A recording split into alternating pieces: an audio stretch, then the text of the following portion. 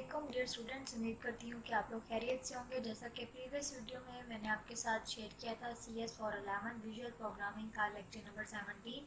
तो आज की वीडियो में मैं आपके साथ शेयर करूँगी CS फॉर 11 विजुअल प्रोग्रामिंग का lecture number 18।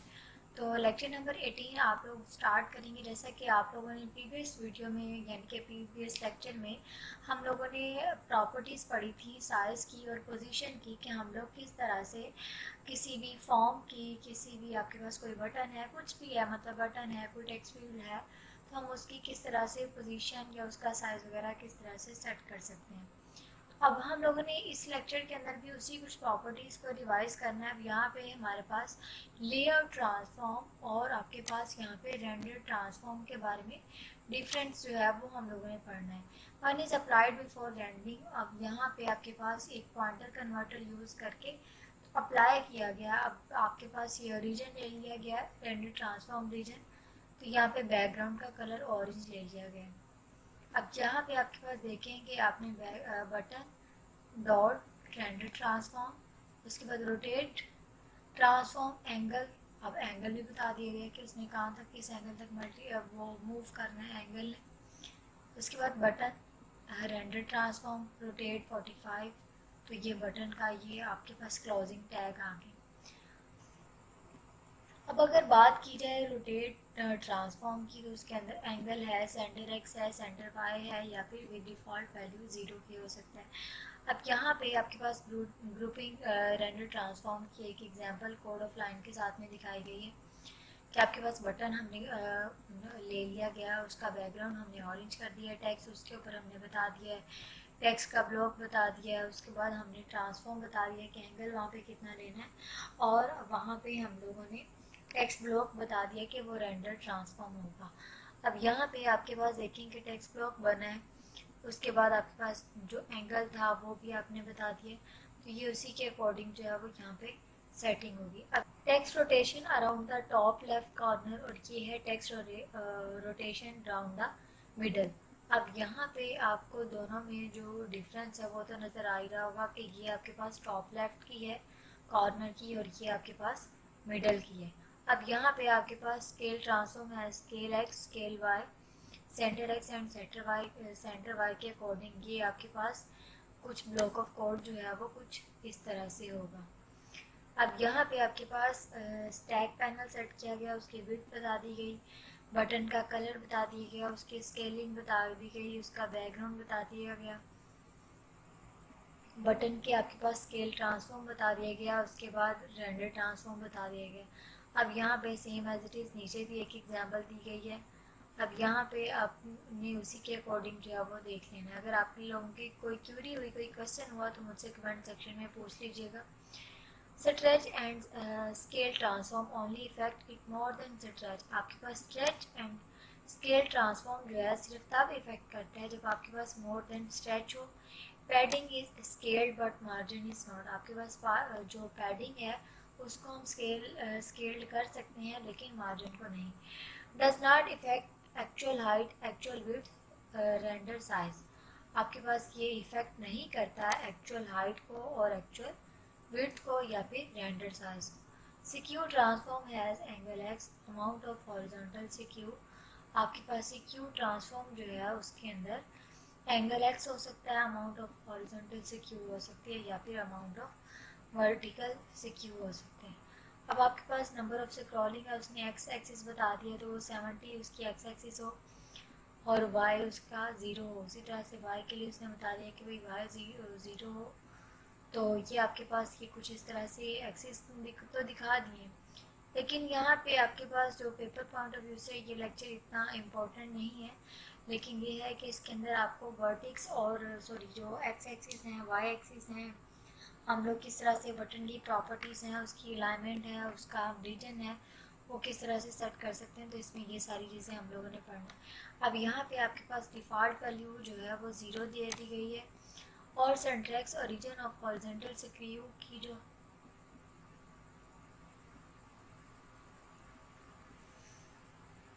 सेंट्रेक्स origin for horizontal skew वहाँ पे डिफ़ॉल्ट वैल्यू 0 दे दी गई है। Centre Y origin of vertical skew, वहाँ पे भी वर्टिकल वैल्यू जो है वो ज़ीरो दे दी गई। अब यहाँ पे देखें एंगल x तो वो 20 है, एंगल y तो वो 0 है। अब अगर बात की जाए तो एंगल x 0 है, एंगल y 20 है। उसके बाद अब ये देखें डिफरेंट एंगल्स जो है वो उसने डायग्राम के अंदर दिखाए हुए हैं।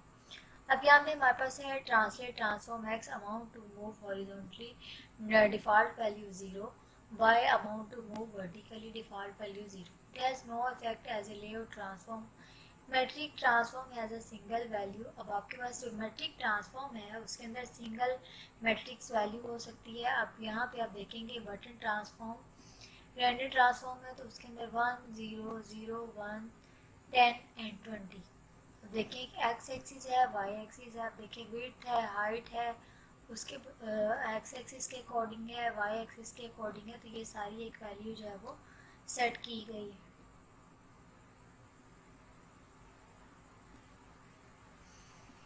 It's the only transform with a type converter to a convert a string. अब आपके पास only एक टाइप कन्वर्टर है जो कि कन्वर्ट कर सकता है स्ट्रिंग को। Combining transform can be done. We can apply both layout and render transform. हम एक टाइम पे दोनों चीज़ें अप्लाई कर सकते हैं, लेआउट भी और रेंडर ट्रांसफॉर्म भी।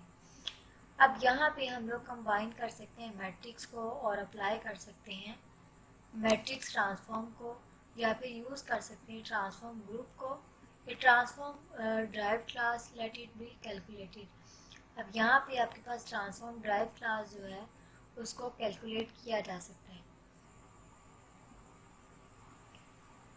अब यहाँ पे जब हम लोग बार बार इस टॉपिक के अंदर डिस्कस कर रहे हैं रेंडर ट्रांसफॉर्म, तो रेंडर ट्रांसफॉर्म का मतलब ये होता है कि हमने जो भी अलाइनमेंट सेट करनी है, जो भी उसकी पोजीशन सेट करनी है, वो हमने 0 और 1 की, यानी कि एंगल की दो पोजीशन दे दी गई हैं, 0 या फिर 1, उसके दरमियान में हम लोगों ने वो पोजीशन जो है वो सेट करनी है। हम रेंडर ट्रांसफॉर्म हम तब कर सकते हैं। अब यहाँ पे आपके पास कोड दिया गया किस लिए कि हम लोग ट्रांसफॉर्म को, मैट्रिक्स ट्रांसफॉर्म को यूज़ कर सकते हैं ट्रांसफॉर्म ग्रुप आ ट्रांसफॉर्म ड्राइव क्लास के लिए। अब यहाँ पे आप देखेंगे कि हमारे पास एक एलिमेंट्स के अकॉर्डिंग यहाँ पे ट्रांसफॉर्म किया गया। हम लोग एक समरी बता दी गई है कि हम लोग किस तरह से अलाइनमेंट सेट करने के बाद हम उसका किस तरह से हम लेआउट सेट कर सकते हैं, किस तरह से उसकी फंक्शनैलिटी जो है वो परफॉर्म कर सकते हैं। We have some stack panels. अब यहाँ पे हम कुछ स्टैक पैनल्स के बारे में डिस्कस करेंगे और उनके लेआउट के बारे में डिस्कस करेंगे। Static pixel based placement and size result in limited but different screen size. आपके पास स्टैटिक पिक्सल जो हैं वो बेस करते हैं प्लेसमेंट के ऊपर, और साइजेस रिजल्ट जो हैं वो लिमिट के अंदर होते हैं, एक लिमिट बता दी जाती है, बट डिफरेंट स्क्रीन साइजेस, लेकिन स्क्रीन साइजेस जो हैं वो डिफरेंट होते हैं। Built in panels that make it easy. Built in panels जो हैं वो इसको आसान बना देते हैं। 5 main built in panels in system dot windows dot controls. हम जब system dot windows dot controls property add करेंगे तो देन हम 5 जो मेन बुलेटिन पैनल्स हैं उनको ऐड कर सकते हैं, जैसे canvas, stack panel, wrap panel, dock panel या फिर ग्रिड। आपसे यहाँ पे शॉर्ट क्वेश्चन में भी पूछा जा सकता है कि आपके पास जो 5 मेन बुलेटिन पैनल्स हैं वो कौन से हैं। Content overflow is when the parent and children cannot agree on the use of available space. आपके पास कंटेंट ओवरफ्लो तब होगा जब आपके पास चिल्ड्रन, जो आपके पास क्लास है, चिल्ड्रन जो स्पेस है, जब आपके पास पेरेंट और चिल्ड्रन जो है वो एग्री नहीं होंगे अवेलेबल स्पेस को यूज़ करने के लिए। Canvas is the most basic, probably never use classic notation of explicit. अब आपके पास कैनवा जो है वो बिल्कुल बेसिक लेवल का है, कैनवास को इतना जो है वो यूज़ भी नहीं किया जा सकता, तो यहाँ पे हमारे पास वो हम यूज़ कर सकते हैं पोजीशन एलिमेंट्स की कैनवास के अंदर यूजिंग अटैच प्रॉपर्टीज़। हम लोग अटैच प्रॉपर्टीज़ के अकॉर्डिंग, अब यहाँ पे लेफ़्ट राइट और बॉटम, आप लेफ़्ट टॉप राइट और बॉटम के अकॉर्डिंग यहाँ पे इसकी कुछ पोजीशंस बताई गई हैं, और उसी के अकॉर्डिंग यहाँ पे एक छोटी सी एग्जांपल दे दी गई है। ये आप लोगों ने एग्जांपल देख लेनी है। अगर आप लोगों की इस एग्जांपल से रिलेटेड कोई भी क्यूरी हो तो आप लोग मुझे कमेंट सेक्शन में पूछ सकते हैं। अब यहाँ पे कैनवास सेट किया गया, तो कैनवा के अंदर आप देखें कि आपने बैकग्राउंड कलर सेट कर लिया, उसके बाद आपने बैकग्राउंड का कलर सेट किया, तो देन उसके बाद आपने बॉटम उसका जो भी इमेज वगैरह वो सेट कर लिया है। अब यहाँ पे आपके पास टैग पैनल इस popular simple useful tag sequentially it is one of the few panels that do not even define at attached property orientation can be horizontal or अब देखें कि यहाँ पे आपके पास जो वर्टिकल, अब ये आपके पास वर्टिकल स्टैक पैनल था, ये आपके पास हॉरिजॉन्टल है। अब यहाँ पे हॉरिजॉन्टल अलाइनमेंट्स वगैरह सेटिंग की गई है। डिफ़ॉल्ट आपके पास हॉरिजॉन्टल डायरेक्शन जो है वो बेस्ड ऑन फ्लो डायरेक्शन होती है कि हम उसके अंदर बेस का एक लेवल होता है जिसके लाइक जिस तरह से आप कह लें कि आपके पास एक लेवल बना दिया जाता है, एक आपके पास एक पोजीशन फिक्स कर दी जाती है कि आपने इसी पोजीशन के अकॉर्डिंग मूव करना होता है। उसी पोजीशन के अकॉर्डिंग जो है वो सेटिंग की जाती है वर्टिकल अलाइनमेंट के लिए या फिर हॉरिजॉन्टल अलाइनमेंट के लिए। अब यहाँ पे आप देखेंगे कि नो स्ट्रेच एट 80 डिग्री, आप यहाँ पे स्ट्रेचिंग एट 90 डिग्री। अब ये आप इसकी पोजीशन में और इसकी पोजीशन में आपको डिफरेंस जो है वो फाइंड कर सकते हैं। Visualising panels, visualising stack panel save space for of screen content when data binding.